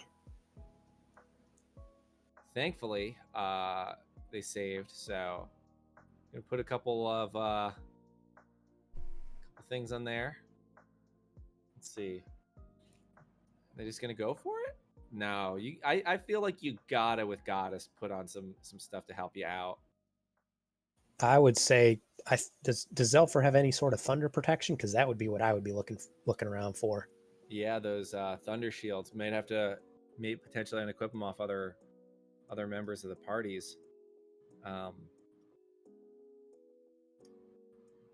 Only 9,000 health on Celis. No worries. Put that red cap on Salis, and she's gonna now just do all the damage. Well, doesn't look like there's gonna be any item changes. Just gonna be kind of doing a round 2 of it, knowing what to go in with a little bit better. Okay, so Hefe is not even gonna try and find that 9th character. Just going right in. He might have a 9th character. I'm not quite sure. His tracker says 9, but there's only 8 faces lit up. So we'll see if he has 9 or not here. He does have 9. Okay, so this is the statue skip. So this puts them back in the game. Wow. This could be close, guys. It's about who's going to do all the damage. Now, we know that Fitz has a huge advantage with that, or is it Zelfer with that 9,000 damage? What the hell? There's only 8 characters on the screen. Oh, Archipelago. Whatever. He gets skipped somehow. Sure. Yep. Let's go with that. And oh no. Was that an Ultima? That was. Oof. This is gonna be rough. If Zelfer really kind of eats it a little too hard here, hopefully we don't have to see like them getting out. I feel like this has got to be like you've got to really overload this party with everything that you possibly can at this point. Getting ooh, yeah, it's really kind of trying to figure out what to do. Because that what do you do when you fight this Ultima and you might not potentially have the health for it? Probably take that red cap I believe off. has a can he wear a Minerva? Has Zelfer checked? I mean, Minerva's not going to help you against Goner or Ultima, but it will certainly not allow Goddess to soften you up with those lightning attacks, right? Yeah, and I think there's also a I think Zelfer had a muscle belt, which is 50% health, which won't get you to the 4,300 that Ultima just did, though. I did see the ice shield come off, so potentially that's going to be thrown in Goddess when she gets at a lower HP. We got matching Grooves up top, so Fitz and Hefe are pretty close and caught up to each other. This is an interesting moment. This is where we're seeing the seeds come together. Now it's going to be Zelfer versus Jexy on the bottom here, where we're going to see, if Jexy can catch up and oof, this Goddess fight ends And up that's being, another wipe. That's a wipe. That's another wipe. This is all giving Jexy time to catch up, so we'll really see. Yeah, so Arus, do you want to recap as to what we're doing with Archipelago multi-world stuff? Yeah, so effectively, this is Archipelago is a multi-world. So if you're familiar with anything that people have done with like Link to the Past or Ocarina of Time, same sort of thing where basically we've got teams. So it's Fitz and Zelfer versus Hefe and Jexfrock. And so Fitz and Hefe have the same seed. Zelfer and Jexfrock have the same seed. Both players need to, on each team, need to finish, and then it's the average time that determines, what the team's total time is and who's the winner. So right now, everybody's in Kefka's tower, so we're right near the end. The biggest thing is going to be just, who manages to finish up here. And so if this seems interesting to you, we have a channel specifically in our Discord for Archipelago, both for live races like this, or also there's a weekly async race that goes on. So that is actually a good way to get involved if you're not, you don't necessarily have time to coordinate with someone else, but you just have an async seed. You fire it up when you have time, close it out, come back a few days later, you open up and see, hey, I have a bunch more characters. Cool, I can go do more stuff. So I would strongly recommend that if you haven't tried it out yet. So the only thing standing between Zelfer and Kefka is Goddess. So we'll see how he gets on with this. I don't know if Jexferox has found Goddess yet. I don't believe Jexy has. I think just like what Zelfer did, it's going to be the last one. So it looks like Zelfer's going to be taking a few fights here. Guys, we're going to be playing the Kefka guessing game here, which is how long do you think it's going to be the player who first gets in to beat Kefka from church bell to oh well. Once we hear the boom right at the top, that's when the timer starts, right to the Krakow. How long do you think that final battle is going to be? Price is Right rules on this one. I'm going with 9:22. Everybody get your guesses in chat. How long do you think it's going to be for our first runner to beat Kefka? So my guess was 8 minutes, because I've seen how much damage Fitz is doing. I think, Fitz is going to just roll right through it. And same thing, like if/when Zelfer gets through Goddess, this happens to be Zelfer's weakest team. Everybody else is doing tons of damage. So yeah, the levels are pretty high. Not for Fitz, not for player 1, but definitely for the bottom runners, the levels are very high. And Jexy has a very nice thing here. It looks like Jexy has the strongest team, both Terra doing 9999 and Edgar with jump. So Zelfer has adopted the strategy of using Quick and Tech Missile for Shadow, which is allowing for 8,000 damage each time, leveled up to get that quick. Hopefully, we'll be able to survive this just by... that's rough. That is rough. Yeah, Zelfer's having a hard time here. Yeah. All right, guys. Last chance to get your guesses in from church bell to oh well.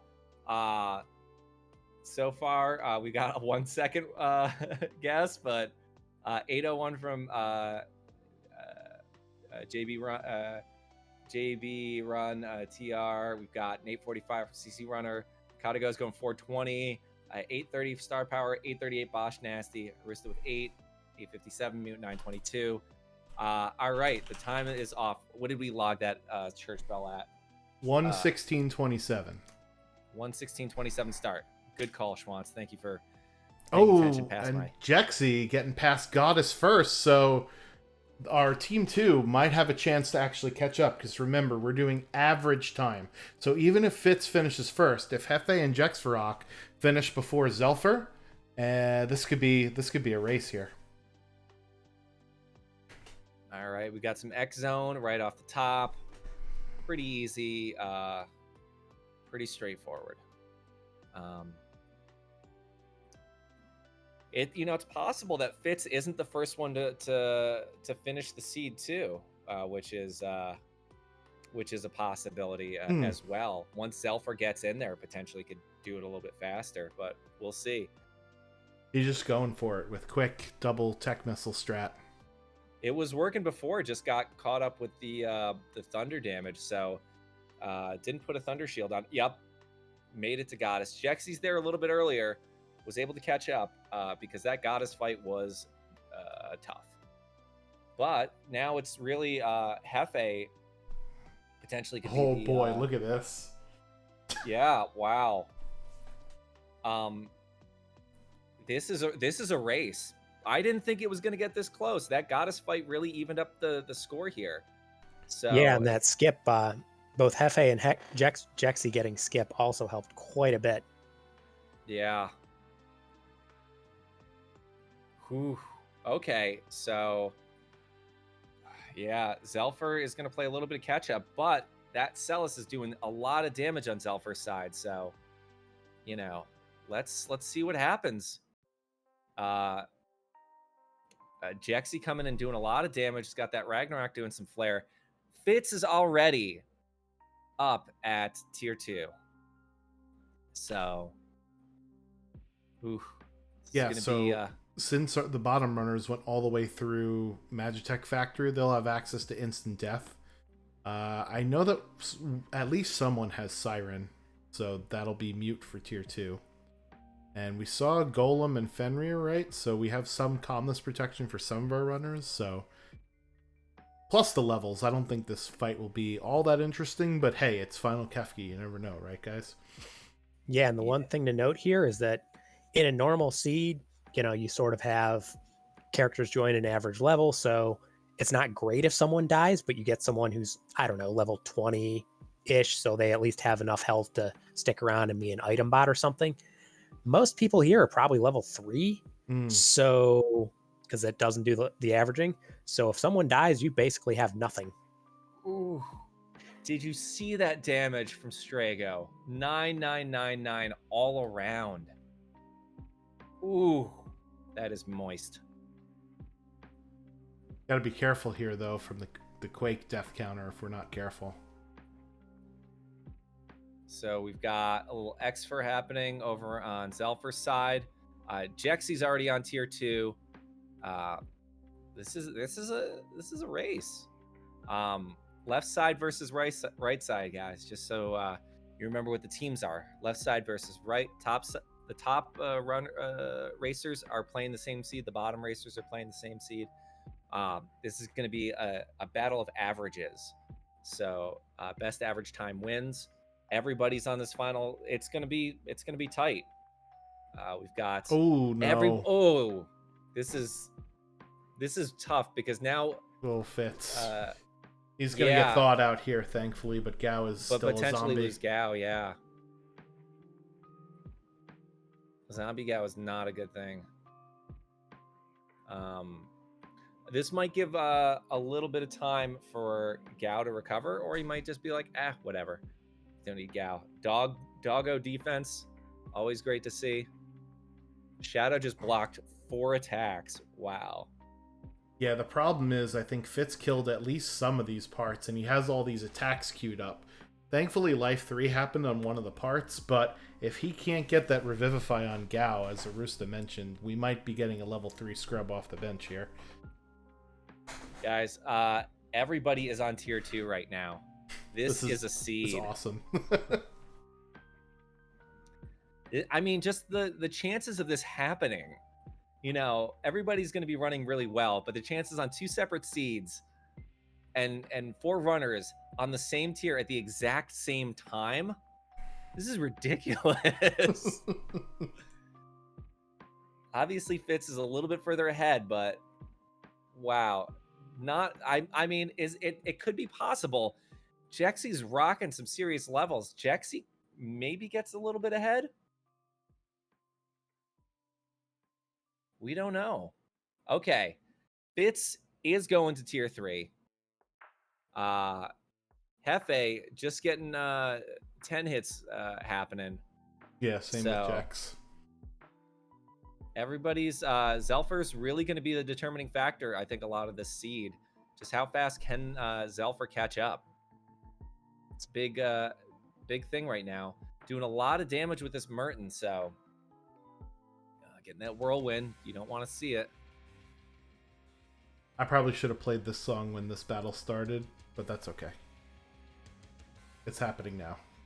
I'm walking on sunshine. Not exactly that song. It's a little Dancing Mad cover for this part, obviously. And oh no, Gal keels over and dies. It happens.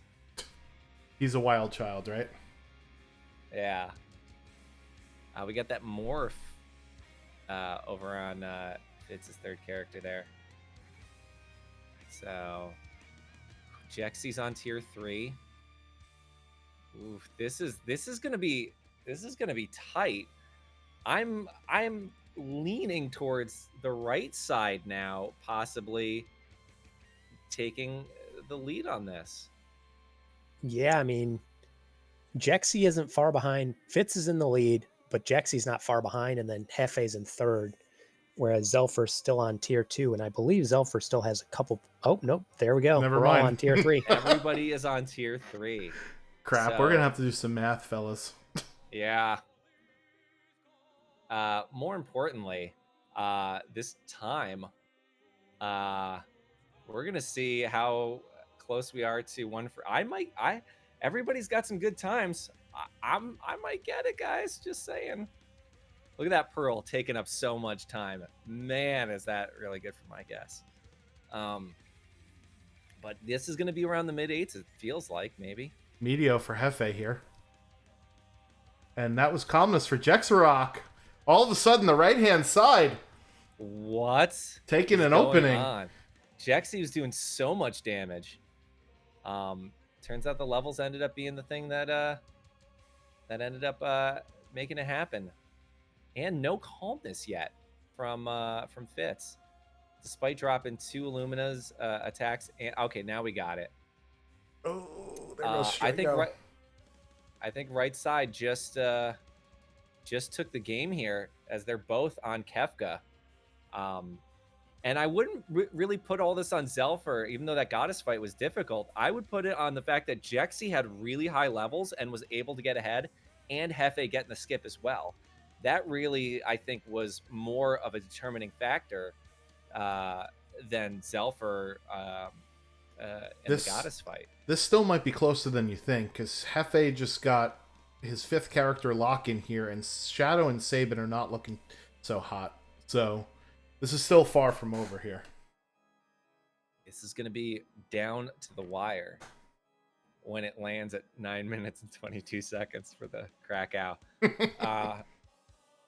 Guys, pay attention. This is going to be one free Fitz's thing for the guessing game. So even though Jexy's probably going to end up finishing first, the Krakow is going to happen on Fitzy's side. Quadruple Kefka. Exactly what you want to see in a race. No! Oh my God, you cannot. Oh, no. Wow. The ultimate counter. Heartbreak. Wow. Tragedy.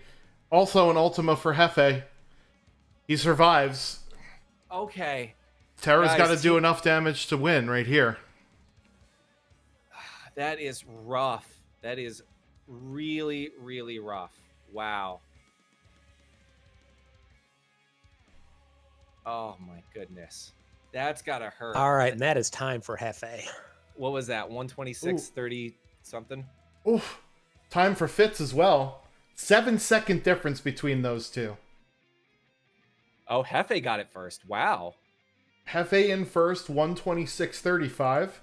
And Fitz 126.42. Which is 10 minutes and 15 seconds. I got it. It's like I ended up winning the guessing game by aiming a little high. But yeah, that was close. That was really close. And Hefe also getting the time in there before Fitz was pretty impressive. Had that Ultima not come out, that would have been team right. But yeah. And we've got Zelfer getting the crack. Oh no! Oh my God! No, oh, no, he 127.29 for Zelfer. Oh boy! So their average is about 127 and some change, 5 seconds, something like that. Yeah. Yeah. And it's possible Zelfer could have been the first one to finish had the Goddess fight not happened the way that it did.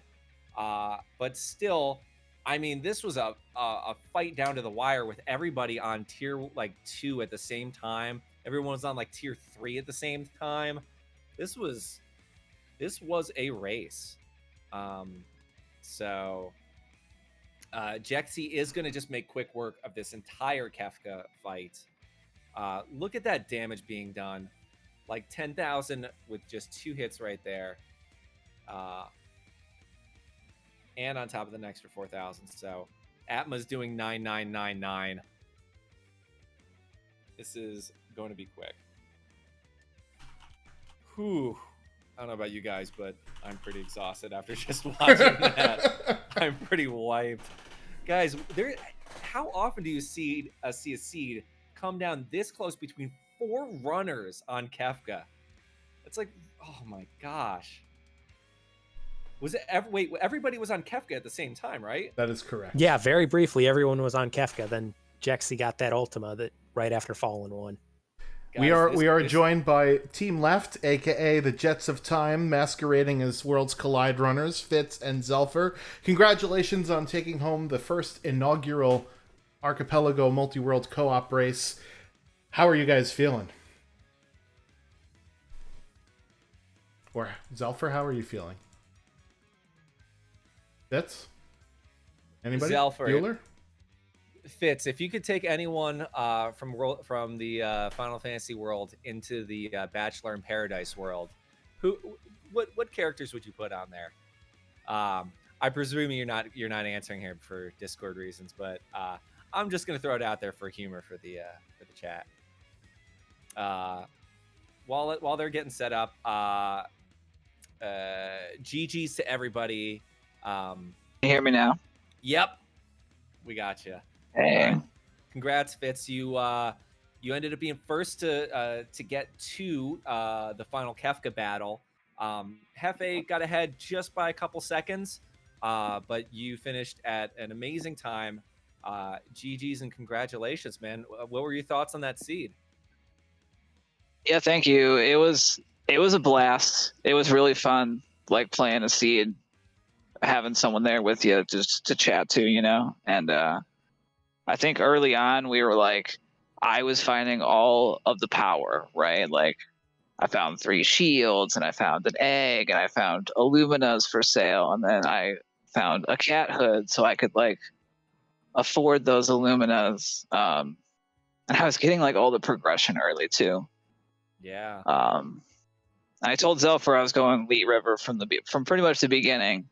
And with the goodies I had, I was like, yeah, I'm not worried about anything. And it was pretty much smooth sailing from there. I got way ahead of scaling thanks to like some beefy encounters in the experience egg. And so I was just trying to get as much checks as possible. I think we've kind of forgot about dragons having potential progression for a bit too, and then we were like, oh, we should probably start doing those. But yeah, I had a great time. Yeah, and were you guys, when you were playing, were you thinking strategically in terms of not doing heavy checks early on to make sure that you guys didn't overload progression for one person or the other? Yeah, I think we were trying to communicate early a little bit, both like where we were going or if we were about to get a reward. Because those freebies could have sorted out where all that progression went on to one person. Yeah. And that would have been bad. Or if I wouldn't have communicated like, hey, I'm going down the Leet River. So hopefully, yeah. Can you guys hear me now? Congratulations. Oh my goodness. That was tough. We saw you level up a little bit, presumably to get quick and to be able to just start doing as much damage with Shadow as you possibly could. That is exactly what I did. She was actually a lot further away from dying than I thought, and I was like, if I don't get past it here, I'm just gonna have to take everybody over here. This is gonna be a disaster. I gotta say, like, you know, one of the things that you shouldn't beat yourself up too hard on with that goddess fight is that we were looking at the final fight. Everybody was on tier 2, tier 3, and tier 4 at the exact same time. And so the determining factor, I'd say more so, was that Jexy's attack is just insanely high. And Hefe also got the skip. So they were able to get ahead very and play catch up very fast for those two reasons, alone. But you stuck in the game and managed to still pull out a really good time. So, congratulations on all of that. What was your kind of overall impression from playing this mode? Oh, this was a lot of fun. I had a blast the whole entire time. Goddess notwithstanding, but everything else, we were having a blast the entire time. We were sharing what was going on. We were trying to find things. We were like, oh yeah, progression could be behind dragons and all that fun stuff. So it actually, I had a blast. Nice. By the way, the final determining factor in the run is that Fitz, Zelfer, both of you guys would have actually been potentially like 30 seconds behind Hefe and Jexy beating you. Jexy probably would have been the first to finish. Jexy got Fallen One, did a lot of damage, and then got Ultimud.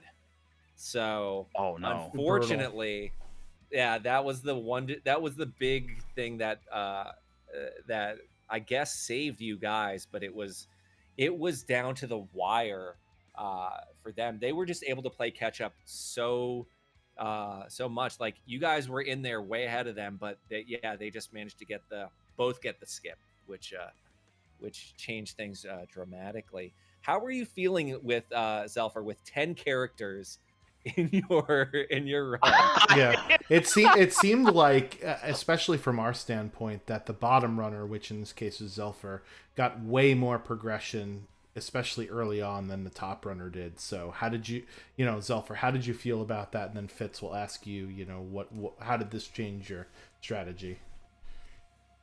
Oh man. I'm not used to getting that many characters. I was like trying to figure out like, all right, which route has the most checks in it? And I was like trying to remember that the dragons were checks too, and that's why I was trying to go around and just like whatever the most dense was, just go that route and just ignore everything else. The world was the oyster. Oh yeah. And then Fitz, Yeah, it was how did like- that change your routing at the beginning? Because you didn't have a lot of stuff. As that's a GG for Jexy as well. Finally finishing Nice. there after that unfortunate wipe. So get your GGs out for Jex for Rock. And Yeah, the let's- perseverance. And let's just put it to Jexy, because that final fight was probably around 8-9 minutes for Jexy to do that. Jexy just burned through it. So, G to the G on a really quick second Kefka fight. So, yeah. So we got Jexy and Hefe in here. The J team, GGs. I'll represent. GG's, guys. Thank you. GG's. GG's. Guys, you have no idea how close this Hefe and Jexy. You have no idea how close this was. If it weren't for that final Kefka wipe, which was, rough to see, you guys were slightly ahead. And it was all that you got. You guys both got the skip, went in, and then managed to get through final Kefka real fast. Zelfer was having a lot of difficulty with the goddess fight just from the character split, but Jexy, you had Terra in there and you were able to kind of get through it real fast. So you managed to, while Fitz was the first one to fight Kefka, you were on pace to actually be the first one to complete the seed. Until I wiped. Yes, which was rough, dude. But what were your guys' impressions overall of playing the seed? Zelfer and Fitz had a great time and they love it. What were your guys' thoughts on playing the multi-world? Oh, You I go ahead definitely first. enjoy it. Yeah, I mean it's a lot of fun. I mean, being able to communicate with a teammate and then try and make decisions as a team, it's a blast. I mean, and this was a little bit difficult because it seems like in the beginning all of my stuff went to Jex and all of his stuff went to him. Yep. Yep. And then any dead check I had was going to Hefe. So I mean, Yeah. but those things happen, and that's part of what makes it what it is, and it's a good time no matter what. I mean, we still ended up with a respectable time on this seed, and we had a good time doing it. Yeah. Yep. Were you guys employing strategies? Because Zelfer and Fitz were talking about Elite River was going to happen. Did you guys plan for any things like that? Like if one person got overloaded, the other's going to do a slow check to try and get ahead, or anything like that? That was definitely part of the strat. We both discussed it, and we looked at our starting characters and said, look, before we get bogged down, if one of us gets bogged down, we should just do a long, fighting check first. And we did. So I also had some end game strats lined up in case we were having trouble finding, like, one of us was ready to go in KT and the other one was still struggling for, like, say, finding espers. Mm-hmm. Because one of the interesting things with Archipelago is dragons produce progression, and so does toilet atma.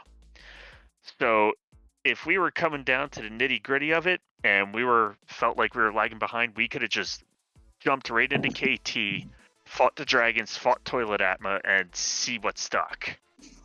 Which probably would have saved a little bit of time if it came down to that. But we did not get to see that tonight. Yeah, I gotta say, like, during this seed, like, Fitz and Zelfer were able to get into KT earlier. You guys were quite a number of espers behind, but I think it was your teamwork and the luck of the draw towards the end got your counts up really fast, really quick. So that ended up being, to your favor. But what did you guys think of the fact that, like, everybody was doing a lot of damage at a certain point? That even in this mode, you guys were able to scale up and level up quite substantially. Obviously, EXP, eggs, cat hoods, all that stuff helped. But what did you kind of feel like with being able to do everything at a high level? Oh, that's always fun. Just being able to punch things in the face and walk away. That is always fun when you're doing this. Yeah, whenever you have 5 things on the screen and Strago's Merton is doing quad 9s to all of them, I mean, how can you not have fun with that?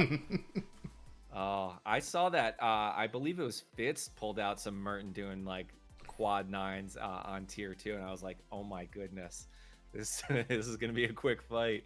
Arusta, Schwantz, you guys have any questions? Nothing on my side. I just wanted to say thank you everyone for for running this. It was a very interesting seed, as Andrew mentioned. It was super close. I mean, you guys were basically synced up through all of Final Kefka, which was super fun to watch. Yeah, this was one of the closest races I've ever seen in this entire game, and congratulations on every, because you don't see it. There's 2 separate seeds, 4 runners, and everybody's on Kefka at the exact same time. That's so ridiculous. One of the best seeds I've definitely seen in my entire time of commentating and watching seeds. So it was also kind of ridiculous to track as well, but it was fun in that sort of way for sure. So, but yeah, so Fitz, you said that you felt like pretty far behind at the very beginning. Was there any thought when you got your 6 and 9 to maybe get skip, or since there are things that could go to Zelfer that he didn't need with because he got 10 characters, were you thinking I just need to get in the tower because Zelfer also has his go mode, so we might as well just go through the tower immediately? Yeah, I mean, pretty much. I will say, like I was having such a good time that I wasn't really thinking like that deeply about the strategy. Once I was in Kefka's tower, I was kind of like, I wonder if I should have came here when I was just 1 away, and just hoped, made the gamble that I would pull what I needed out of the 2 dragons and Atma, because that had not really occurred to me until I went in. I was like, oh yeah, there's 3 progression potentially.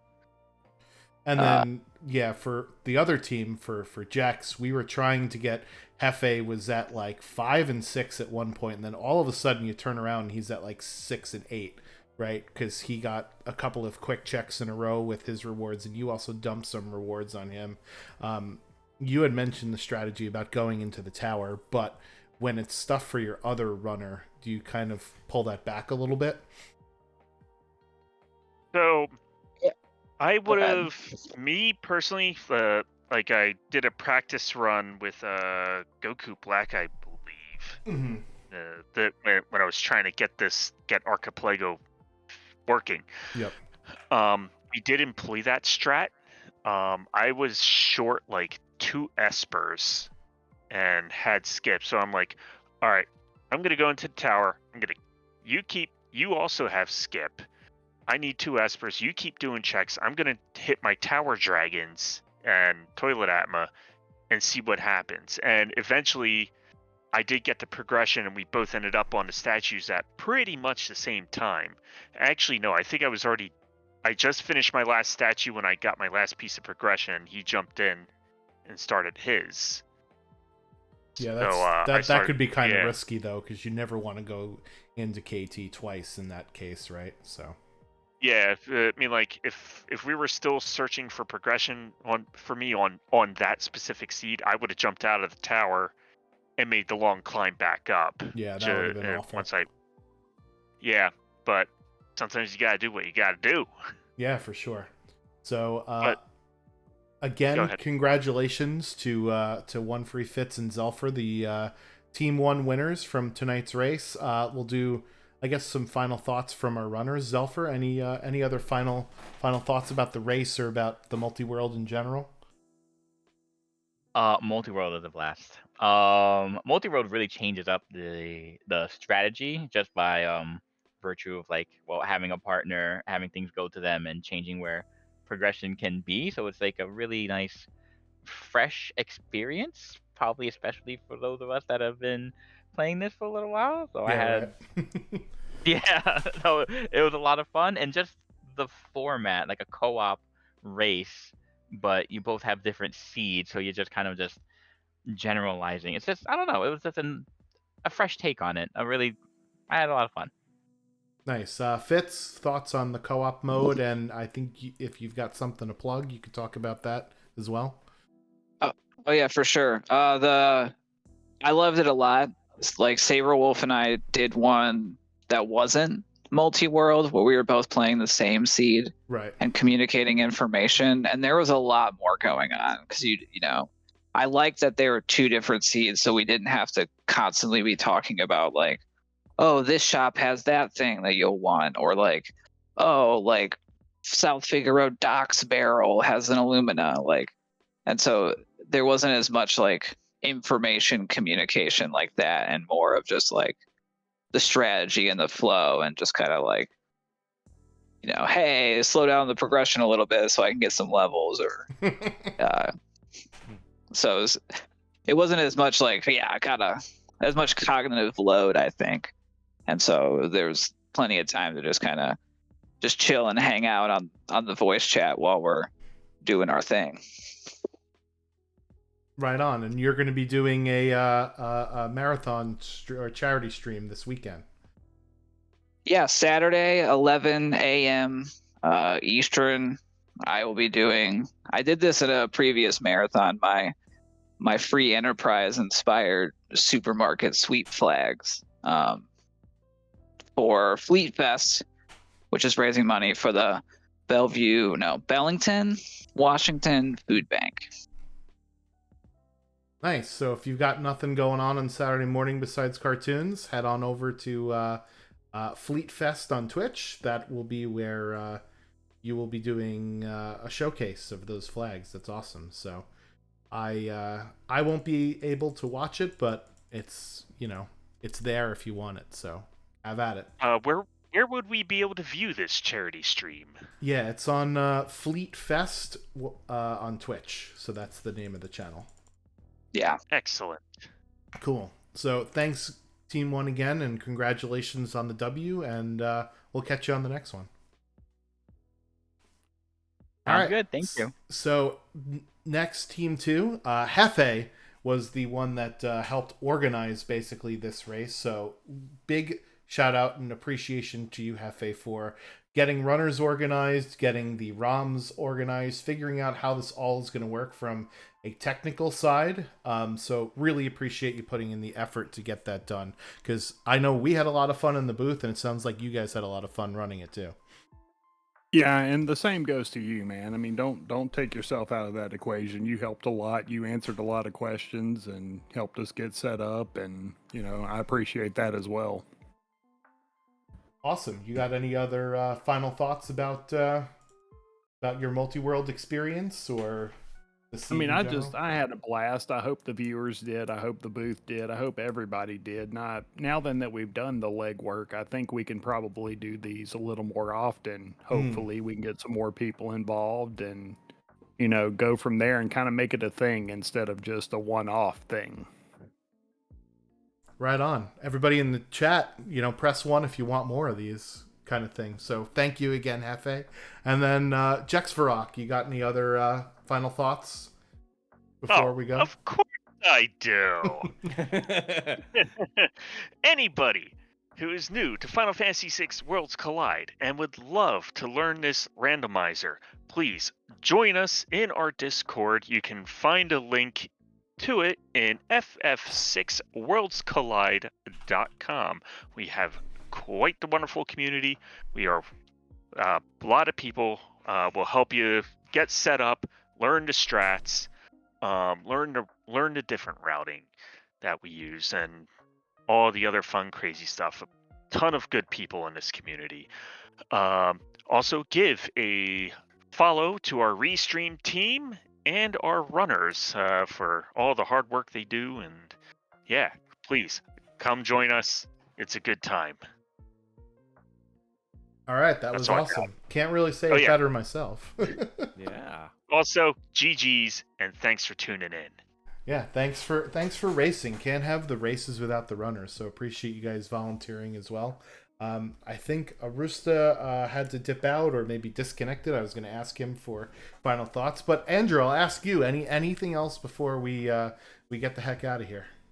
Absolutely. First, we gotta give it up to the Schwants for doing the tracking, doing the restreaming, doing all the work. Schwants, always awesome. Appreciate you. Thank you. Doing this stuff, not just for coming in, doing a little commentary with me and helping me out as I'm doing this part, but just in general for always being one of the most reliable people to put this stuff forward and make this content for everybody. So kudos and thank you to you. GG's to all the runners. GG's to everybody out there who played the Kefka guessing game, who watched this, who let us be part of your Tuesday evening. Thank you guys so much. If you guys want to follow us again, click on our names and twitch.tv/whatever our names are and go follow us. I've got a book that I've got out if you guys want to buy that or give me 5 stars on Amazon. It's called Irrational Thoughts, Things I Think About While Avoiding Responsibility. I'm going to just, plug myself now to do that. Nobody has to, but I just have to plug all your pluggables. I have to get in the habit of doing that lately. But other than that, I'm just happy to, come whenever I can, whenever I do have the time to make it in. Come in, calm, talk about The Bachelor and snack foods while commentating about one of the greatest flavored games. seltzers, of course. Oh yes. One can only remember that the time I famously compared Go-Go to. I compared him to Starburst and Lemon LaCroix and Lemon Starburst and all that stuff during the speed running thing. Anyway, GDQ, that's right. Where Jexy and I had met IRL. Awesome. Many moons ago. But that's all I got to say. And thank you to everybody for making this a fun evening. Yeah, that's going to do it for us. Thank you so much, Andrew and Arusta, for joining the commentary booth and doing the talkies so that I didn't have to use my voice the whole time. Appreciate it. And we will be back and we will be streaming some more Battlegrounds events, skirmishes, and things like that. So look for us to be back next week sometime to be doing more of that stuff here on Final Fantasy VI Worlds Collide's Twitch. We're going to send you over to one of our other community members who's currently doing an Ultros League practice async race. Or not async race, sync race. So go cheer them on. Go check them out. And we'll see everybody next time. Thank you so much. Bye-bye now.